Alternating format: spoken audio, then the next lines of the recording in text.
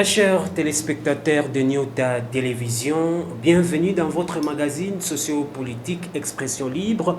Vous le savez, lors de la présentation du programme du gouvernement, le Premier ministre Sama Lukonde Nkenge l'a annoncé aux députés nationaux et pourquoi pas la nation que son gouvernement accordera une priorité sur les questions sécuritaires. Et d'ailleurs, dans son discours, il a souligné que dans des provinces en proie à l'insécurité, il sera procédé à un remplacement, c'est-à-dire l'administration civile, cela sera remplacé par une administration militaire. Aujourd'hui, chose faite, depuis hier, le gouverneur militaire nommé ont pris possession de leur province, raison pour laquelle, pour faire le commentaire sur cette actualité, nous recevons M. Claude Perrault-Louara. Il est éditorialiste. M. Perrault, bienvenue. Merci beaucoup, José Lendo. Merci à vos téléspectateurs. Merci beaucoup, Claude Perrault-Louara. Nous avions accédé avec beaucoup de facilité. Merci beaucoup. Nous l'avions dit, le Premier ministre l'avait annoncé que dès lors qu'il est au pouvoir, c'est d'abord la sécurité. Et le gouverneur militaire ont pris possession de leur province. Ça signifie qu'il vient, il concrétise ses promesses. Bon, avant d'arriver à ça, vous dites que vous êtes venu avec beaucoup de facilité. Vous avez pu m'avoir, évidemment, parce qu'il Nyota, c'est ma maison. N'oubliez quand même pas que j'ai 15 ou 16 ans à Digital Congo. Moi, je suis les fruits. J'ai été sculpté journalistiquement parlant par M. Frédéric Itengi-Kinkumba, qui est propriétaire de Nyota Télévision. Et à l'époque, à Digital Congo, Digital était considéré comme le grand frère et Nyota était considéré comme le petit frère. Il y avait donc un échange entre les deux chaînes. Donc aujourd'hui, si je suis Claude Perrault-Louara, si je suis journaliste et que ma voix commence petit à petit à porter, un monsieur comme Kitenge doit s'estimer heureux parce qu'aujourd'hui je suis son produit. Il y a Kitenge et Séverin Bamani qui m'ont vraiment sculpté, qui ont fait de moi un homme. Oui, tous ces groupes-là. Les Séverin Bamani et tout ça. Donc Nyota, c'est ma maison. Quand vous m'avez appelé pour me dire que vous aviez besoin d'avoir mon son des cloches, je ne pouvais donc pas refuser parce que j'avais l'impression que c'est mon propre père qui me demandait de passer. Alors, merci beaucoup. Merci. Alors, vous posez la question sur Sama Lukonde qui commence à poser des actions parce que c'est maintenant un signal fort. Le premier signal fort, les gouverneurs militaires sont là. Non, mais il faut saluer. Il faut saluer. Il y a beaucoup de choses à dire et à redire sur la question, mais je reste assez optimiste sur la question de l'Est et de la République. Moi, ma joie, c'est que j'ai l'impression que pour une fois dans ce pays, la République, au niveau les plus élevés, a arrêté de tourner. C'est-à-dire que le temps s'est arrêté et tout le monde a décidé de se concentrer sur l'Est de la République. Je ne pouvais pas comprendre que Kabila, qui était des formations militaires, est resté au pouvoir pendant 18 ans. Pendant 18 ans, la solution n'a pas été trouvée. Exactement. On avait vraiment l'impression qu'on ne faisait pas de l'Est et de la République démocratique du Congo une priorité de priorité. M. Tshisekedi arrive au pouvoir. Il y a ce qu'il y a eu tous les tralala avec l'Union sacrée, avec son allié d'antan, M. Kabila. Et après, il décide vraiment de prendre le taureau par les cornes par rapport à la situation dans l'Est de la République. Je tiens à saluer cette initiative-là. Dire que M. Sama Lukonde a déjà commencé à concrétiser, non.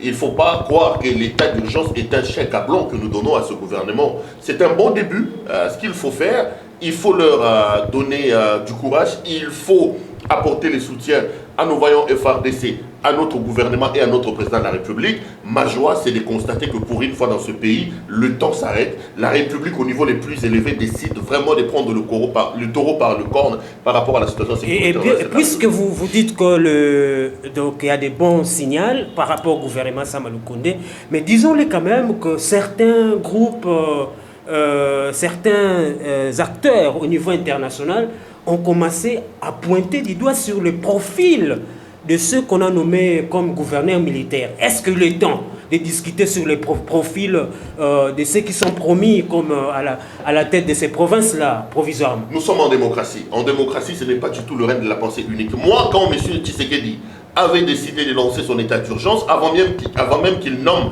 ses gouverneurs militaires, j'avais attiré l'attention de son Excellence, Monsieur le Président de la République, en lui disant, n'oubliez pas que nous sommes dans une armée qui est totalement infiltrée. Vous Voyez-vous, cette armée est issue de l'opération des brassages et des mixages des troupes qui autrefois étaient depuis les départs d'ailleurs. Depuis 98 c'est-à-dire même. à un moment donné, ces hommes se sont retrouvés promus dans notre armée par M. Kabila. Dans un de mes décrits, dans un de mes éditos, je disais au président de la République, il faut faire attention, il faut que les services de renseignement militaire travaillent sur le profil des gens. Lorsque M. Tshisekedi a nommé ses généraux et qui a déjà tollé par rapport à leur profil, j'avais dit deux choses. La première des choses, c'est que j'ai dit, il va falloir que les Congolais, que nous arrêtions d'ergoter, que nous arrêtions de philosopher autour d'une question qui amène à la mort des gens. Ça fait quand même 20 ans pratiquement que les gens sont en train de mourir dans l'Est de la République. Ceux qui nous donnent aujourd'hui des leçons, on ne le voit pas venir. Donc, M. Tshisekedi a décidé de lancer ce mouvement. Donnons-lui la chance et laissons M. Tshisekedi faire. Deux choses. Oui. La première des choses par rapport à ça, on est dans un contexte particulier. Pourquoi particulier? Parce que nous sommes dans une guerre asymétrique. Je veux dire qu'ici, nous ne sommes pas dans une guerre conventionnelle où vous avez deux armées qui se battent face à face. Mais vous êtes ici dans une configuration où vous avez une armée qui fait face à une sorte de guérilla. Donc c'est une guerre asymétrique qu'on peut également assimiler à du terrorisme.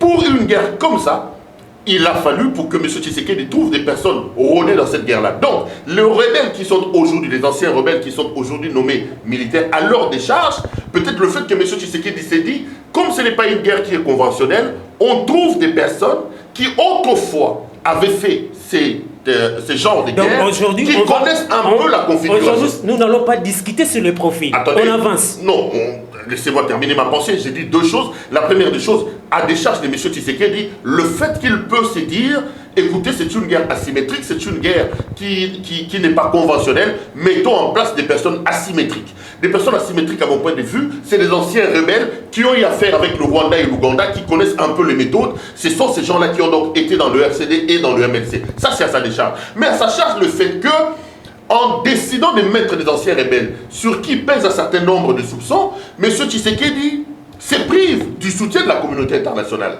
Parce que je ne vois pas les Nations Unies, je ne vois pas les organisations internationales sérieuses venir apporter leur soutien dans une guerre menée par des personnes sur qui pèsent des griefs aussi importants comme des violations des droits de l'homme. Mais pensez-vous que la RDC seule peut arriver parce que la MONUSCO est là, plus de 20 ans, il n'y a pas eu de solution. Par-dessus tout, ce que l'on doit dire, c'est que moi je suis Congolais, le Congolais doivent soutenir leur armée. C'est-à-dire qu'à l'heure actuelle, arrêtons un peu de discuter autour des profils des gens. Je pense que la fin justifie les moyens.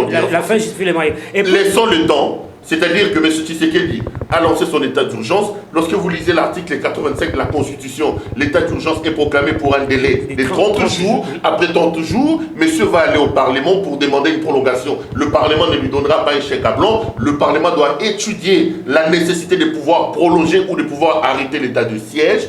Et en ce moment-là, on fera le point sur ce que M. Tshisekedi aura fait.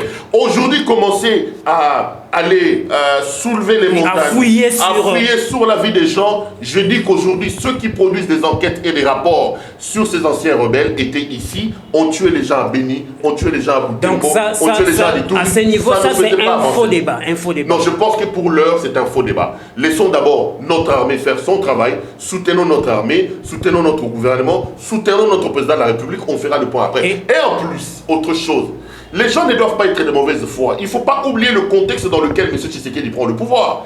Il prend le pouvoir, Martin Fayulu dit que le pouvoir lui a été donné par M. Kabila. Et lorsqu'il vient, c'est un homme qui n'a pas d'assises. Il rentre dans une configuration, soit d'union, comment ça s'appelle, soit de cohabitation, oui, soit alors de la coalition. On ne savait pas si c'était une coalition ou c'était une cohabitation. Mais là, il a un Kabila qui, des formations militaires, a géré les pays pendant 18 ans, contrôle l'armée. M. Tshisekedi ne pouvait pas lancer une guerre à la sorcière pour aller purger le rang de nos FARDC. Si, par malheur, il avait tenté la voie de se dire, ce général-là a tué les gens, ce général-là c'est un violeur, M. Tshisekedi ne serait peut-être pas aujourd'hui vivant. Ce qu'on lui demande aujourd'hui, tout le monde, à travers le monde d'ailleurs, mis dans le contexte et dans la situation de M. Tshisekedi, ferait ce que Tshisekedi est en train de faire. Il fallait s'asseoir, il fallait comprendre le fonctionnement de cette armée, il fallait comprendre le fonctionnement de notre pays avant de commencer à décider à prendre des décisions, à prendre plutôt des décisions importantes. Et quelque part, vous avez dit que ce sont des mouvements terroristes qui opèrent à l'Est. Et déjà, dans leur discours d'introduction, les nouveaux généraux qui sont nommés à la tête des provinces, ils disent que non, nous vous connaissons, venez donc. Ils ne disent pas qu'ils connaissent les terroristes, ils disent que non, ce sont... Si vous savez que vous êtes dans des forces négatives, c'est maintenant que vous devez venir vous présenter et déposer les armes. Mais lorsque nous savons que dans certains pays, on dit qu'on ne peut pas négocier avec les terroristes, est-ce que ces discours-là, vous ne sentez pas que c'est déjà, il y a un problème? Non, on est en train de les caresser. C'est un discours normal, c'est un discours normal. N'oubliez pas qu'ici, nous ne sommes pas dans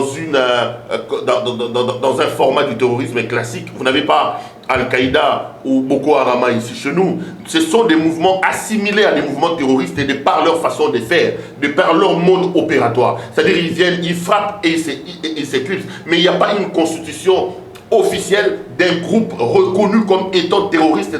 On dit que c'est des mouvements qu'on peut assimiler aux mouvements terroristes de par leur mode opératoire. Mais si on peut facilement obtenir leur adhésion et leur abandon des armes par un appel, ça peut être, mais il ne faut pas se leurrer, il ne faut pas rêver, ils ne vont pas le faire.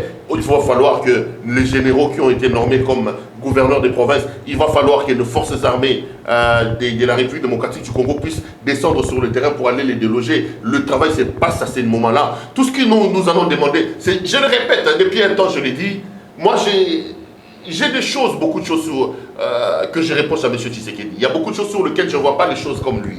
J'aurais voulu qu'il fasse ça, il a fait autre chose. Nous sommes en démocratie, le président de la République ne peut pas m'imposer, moi citoyen, d'applaudir ce qu'il fait à tout moment.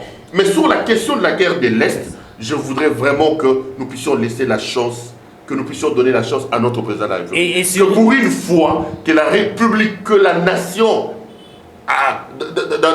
dans ce qu'il a d'essentiel, puisse parler le même langage. Je voudrais que pour une fois, que le Congo, qu'il y ait unanimité autour de cette affaire-là, que les Congolais soutiennent le président de la République, qu'on soutienne notre armée, et puis on reviendra sur nos guerres après, on fera le point après. Et sans toutefois vous interrompre, sur cette question du moins, tous les acteurs politiques de la République démocratique du Congo, nous citons aujourd'hui Moïse Katumbi, Jean-Pierre Bemba, nonobstant les camps Fayulu et Muzito qui ont donné un peu quelques réserves sur cette question. Non mais pourquoi on donne les réserves? Moi je voudrais vraiment qu'on crée l'unanimité autour de la question. Parce qu'il s'agit de la vie des gens. Ça fait presque 20 ans que nos compatriotes de l'Est de la République sont massacrés. Si aujourd'hui, sur des questions qui engagent l'intégrité de notre territoire, sur des questions qui peuvent mettre en mal l'indépendance, nous n'arrivons pas à parler le même langage, je me dis on parlera le même langage quand? Moi je donne toujours l'exemple de la France. Lorsque Charlie Hebdo a été attaqué et que l'hashtag Je suis Charlie a été lancé en France, vous avez vu Hollande aux côtés de Sarkozy, aux côtés de Jean-Luc Mélenchon, aux côtés de Marine Le Pen, aux côtés de François Bayrou. La France politique s'est mise autour de son président de la République pour dire la République n'a pas besoin de ça. Nous disons non au terrorisme. Pour une fois, j'aurais voulu que M. Fayulu s'efface un peu au nom et pour l'intérêt des Congolais. Donc vous demandez à Fayulu et à Mouzoutou de soutenir cette action qui va sauver la République. Non, mais je l'ai fait. J'ai dit à M. Fayulu qu'à un moment donné, nous devons nous départir de nos égos. À un moment donné, nous devons mettre de côté nos égos. À l'heure où nous parlons, notre armée est en guerre, la République est en état de siège. Nous n'avons pas besoin qu'on vienne nous dire, moi j'ai gagné les élections avec 62%. Nous n'avons pas besoin qu'on nous dise, moi je suis le président légitimement élu. C'est comme dans une maison, lorsqu'un serpent rentre, vous avez des problèmes avec votre épouse, tout s'arrête immédiatement. On tue les serpents, on éloigne la menace et puis on revient dans nos guerres après. Tout ce qu'on demande à tous les Congolais, à nos hommes politiques, que pour une fois, mettons-nous ensemble, pour une fois, donnons l'image que nous sommes une nation, donnons l'image que nous pouvons nous mettre d'accord lorsque l'intégrité, lorsque notre indépendance est engagée. Et maintenant, sur les questions des moyens, parlons des moyens. Est-ce que le gouvernement congolais à disponibiliser les moyens, parce que nous ne voulons pas entendre, non, vous n'êtes pas dans là où le gouvernement disponibilise les moyens, mais parlons quand même des moyens. Est-ce que cette armée-là a les moyens nécessaires? Parce que le nouveau général nommé gouverneur ne peut pas le dire. Est-ce que... J'ai suivi l'ordonnance du président de la République, je crois que dans un des paragraphes du gouvernement de cette ordonnance qui déclarait l'état d'urgence, il est clairement dit, le président enjoint le Premier ministre et tout son gouvernement à mettre tous les moyens disponibles pour le compte des FARDC. Donc déjà l'ordonnance présidentielle qui décrète l'état d'urgence relève la nécessité d'avoir les moyens. Avant-hier, vous l'avez suivi, le Premier ministre Sama Lukonde a reçu dans son cabinet de travail le chef d'état-major général des FARDC et le ministre de la Défense. Et autour de cet échange-là, la question des moyens était soulevée. Le ministre de la Défense nous a dit que le gouvernement avait mis la question comme priorité des priorités et que le problème des moyens ne se posait pas. Si le gouvernement nous dit que pour le moment, toutes les dispositions ont été prises, le président lui-même, dans son ordonnance décrétant l'état d'urgence, a relevé la nécessité pour que le gouvernement donne les moyens suffisants au FARDC, afin de leur permettre de mener cette guerre-là, faisons confiance. Le ministre de la Défense a dit avant-hier qu'ils ont été reçus, ils ont été contents que le chef du gouvernement prenne la mesure de la situation et qu'il ait décidé de disponibiliser les moyens pour aider nos FARDC à vaincre ces forces négatives. Pour le moment, le gouvernement ne nous a pas dit qu'il se pose un problème de moyens. Le président non plus ne l'a dit. Gardons notre mal en patience, faisons confiance pour une fois à nos FARDC, à notre gouvernement et à notre président de la République. 30 jours, c'est pas beaucoup, on va évaluer. Et puisque nous parlons de la confiance de l'armée, la population qui aujourd'hui dans la partie est de la République, quelle attitude à prendre aujourd'hui face à cette opération que le chef de l'État venait de lancer? Non, mais la seule chose que la population doit faire, c'est de soutenir son armée. Vous savez, pour ceux de ma génération, ils peuvent vous témoigner que lorsque une population, un peuple est en adéquation avec son armée, l'armée peut faire des miracles. Vous vous rappellerez qu'en 98 à 99, ici à Tchangou, les populations à Menu ont réussi à arrêter l'évasion du RCD. Il vous souviendra qu'ici à Tchangou, les militaires armés par les Rwandais qui voulaient prendre le Congo à l'époque de M. Laurent Désiré Kabila ont été stoppés net, non pas par les armes lourdes de l'armée, mais par la population. Pourquoi ça s'est passé? Parce que la population était en adéquation avec son armée et avec son président de la République. C'est d'ailleurs pour ça que M. Laurent Désiré Kabila avait créé le marché de la liberté comme cadeau à nos compatriotes de la Tchangou pour leur bravoure et pour leur acte héroïque par rapport à ce mouvement. Nous, ce que nous demanderons à nos compatriotes, c'est de soutenir leur armée. C'est de communiquer, c'est de collaborer avec l'armée. Et le problème aussi, c'est à l'armée de comprendre qu'il est dans une zone de guerre, dans une zone où la méfiance existe. C'est à l'armée de créer des conditions de confiance entre elle et la population. C'est à l'armée de ne pas aller se servir dans les casseroles et dans les marmites des populations, de ne pas aller prendre dans les champs des populations. Il faut qu'ils établissent des rapports de confiance et des rapports cordiaux entre l'armée et la population. S'ils arrivent à mettre en place cette collaboration étroite entre une population qui adhère au combat et son armée, les autorités militaires devraient également veiller sur le respect des droits humains, par exemple. Ben exactement. L'ordonnance du président de la République qui crée l'état des sièges le relève également. Lorsqu'il dit que la justice militaire fera son œuvre, il dit que l'état d'urgence se fera selon les respects de droits, des droits de l'homme. Donc nous espérons qu'on ne nous appellera pas demain pour dire qu'on a violé tel, qu'on a violé tel. Et il ne faut pas oublier que nous sommes devant une situation particulière qui est l'état de siège. Et pendant l'état de siège, les tribunaux, les cours des tribunaux civils ont cédé place donc aux cours des tribunaux militaires. Donc c'est une justice martiale qui devrait opérer au cas où il y a des dégâts. Oui, merci beaucoup, M. Claude Pelouara. En attendant de terminer sur ce sujet et d'aborder notre sujet, pensez-vous que le FARDC doivent mener cette opération sans la MONUSCO? Je ne suis pas dans les stratégies militaires, mais je suis quand même assez dubitatif sur la MONUSCO. Vous savez qu'à un moment donné, la MONUSCO, ici au Congo, était la plus grande opération d'intervention dans le monde. Ils avaient 24 000 hommes.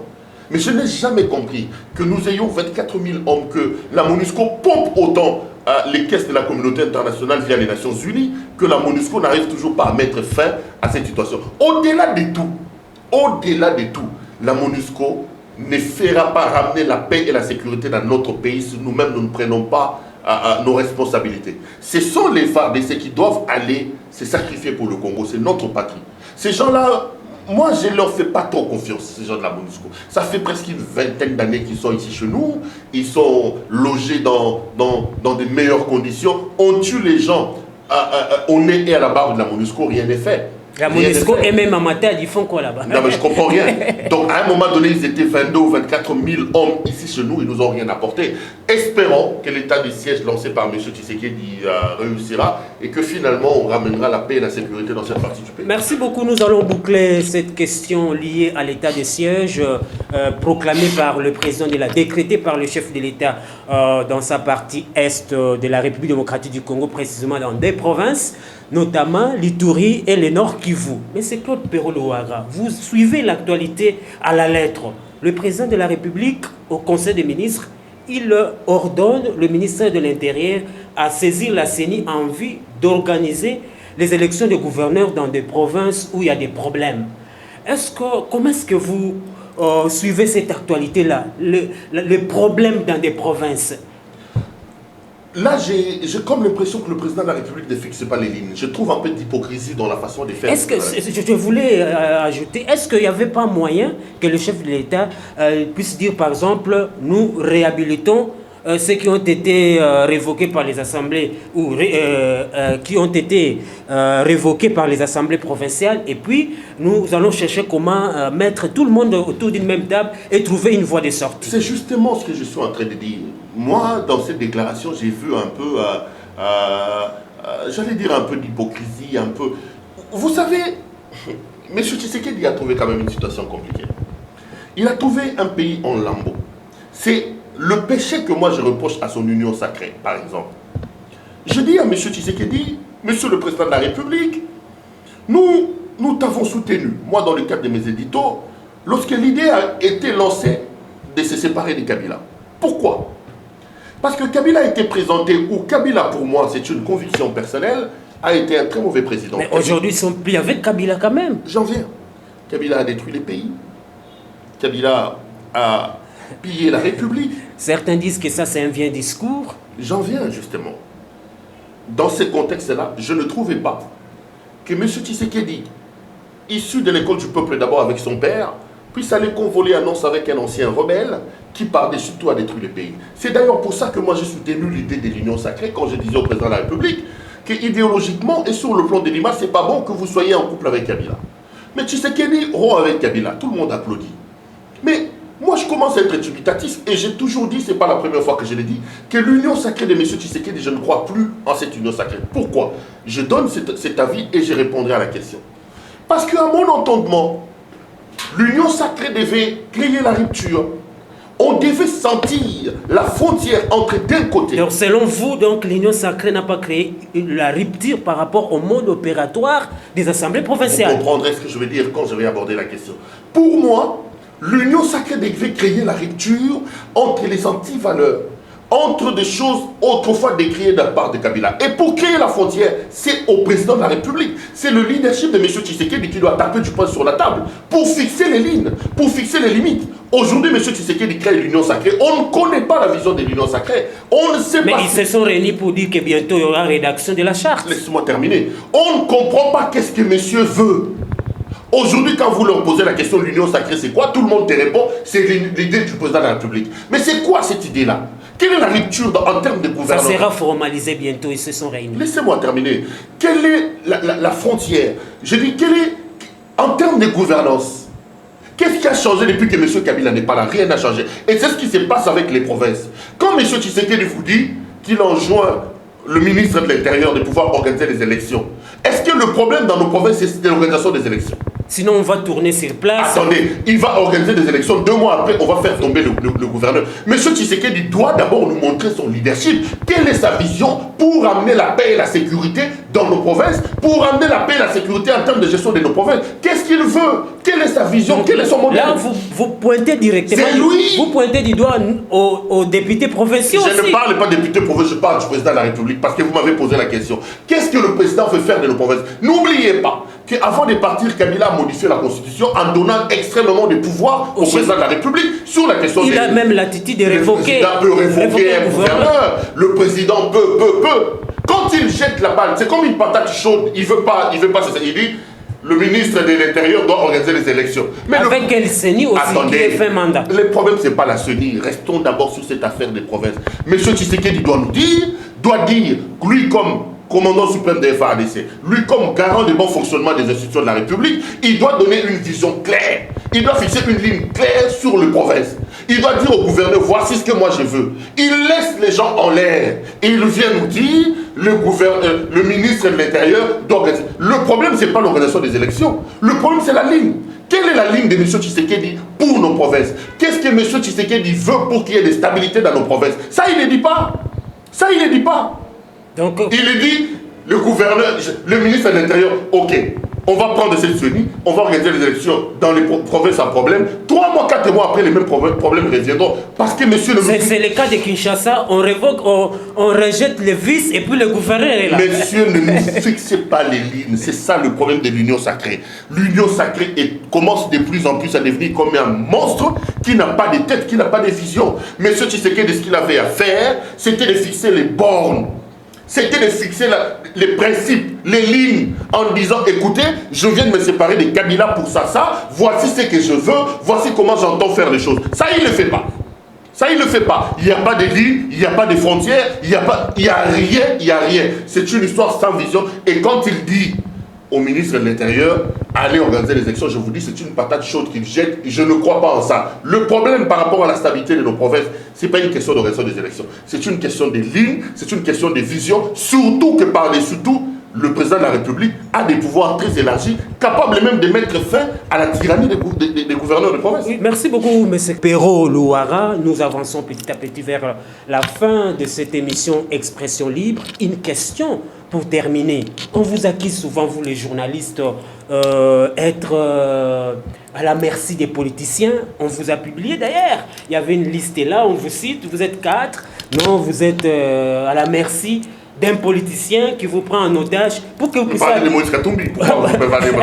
C'est ta télévision, vous puissiez attaquer les chefs de l'État. On dit que Pero Louara, Peter Tiani, je cite le 4, Pero Louara, Peter Tiani, Élisée Odia et Stani Boudjakira ont reçu chacun 9 ou 7 000 dollars. Est-ce que c'est vrai cette histoire-là? Ok. De la part de M. Moïse Katumbi pour attaquer ou pour saper les actions du président de la République. Premier élément. Avant qu'on sape les actions du président de la République, on doit d'abord nous dire quelles sont ces actions. Nous sommes au mois de décembre ici. Le président de la République fait une adresse à la nation dans laquelle lui-même constate et parle de son échec. Le président dit aux Congolais, mes excuses, j'ai pensé qu'en allant convoler annonce avec M. Kabila, ça allait marcher. Le président a établi un constat d'échec au mois de décembre. Quand on nous dit que nous sommes là pour parler en mal des actions du président de la République, ces actions-là, le président a commencé à les mener quand? Parce qu'au mois de décembre, lui-même, le président, était le premier à établir son échec. Mais n'oubliez pas, un cadre de l'IDPS l'a dit que le bilan de Félix Tshisekedi sera partagé entre Moïse Katumbi, Bemba et autres qui sont dans l'Union sacrée. J'ai fini d'abord, j'évite la question. Le président a dit au mois de décembre, il a établi un constat d'échec. Donc, entre le mois de décembre et aujourd'hui, mois d'avril ou mois de mai, quand est-ce qu'on est passé d'un statut d'un président qui réussissait, qui constatait l'échec et puis après? On dit non, on vous a acheté. J'ai dit, mais si c'est facile, si les postulats, s'ils veulent dire au monde qu'au Congo on achète les journalistes, pourquoi eux n'achètent pas les journalistes? Ils sont au pouvoir. Si c'est ça le principe. Certainement, ce n'est pas leur mode opératoire. C'est ça le problème. Moi, je suis en train de parler des postulats. Si ce n'est pas leur mode opératoire, ils sont en train de poser des postulats démontrant à la face du monde qu'au Congo, on achète les journalistes. C'est ça. Parce que les journalistes se sont achetés, on achète les journalistes. Mais si c'est ça les postulats sur lesquels les journalistes travaillent ici au Congo, mais qu'ils achètent aussi les journalistes, eux. Non. Moi, je voudrais tout simplement qu'on nous rencontre sur les éléments que nous posons sur la table. Le même Pero ici. Quand je faisais mes éditos ici pour soutenir M. Tshisekedi, pour dire Kabila c'est un méchant, il faut se séparer de Kabila, qui me donnait de l'argent? Il faut que nous apprenions la contradiction. Il faut que les gens acceptent que nous sommes dans un pays de démocratie et que dans un pays de démocratie, nous ne pouvons pas avoir le règne de la pensée unique. Si vous dites que c'est rouge, acceptez que l'autre dise que c'est blanc. Et eux, lorsque nous venons dans un débat où nous leur opposons nos arguments, au lieu de nous rencontrer sur les griefs que nous mettons sur la table contre eux, ils sont en train de chercher des stratégies. Donc il n'est pas question d'être acheté au... Moi, je ne connais pas Moïse Katumbi.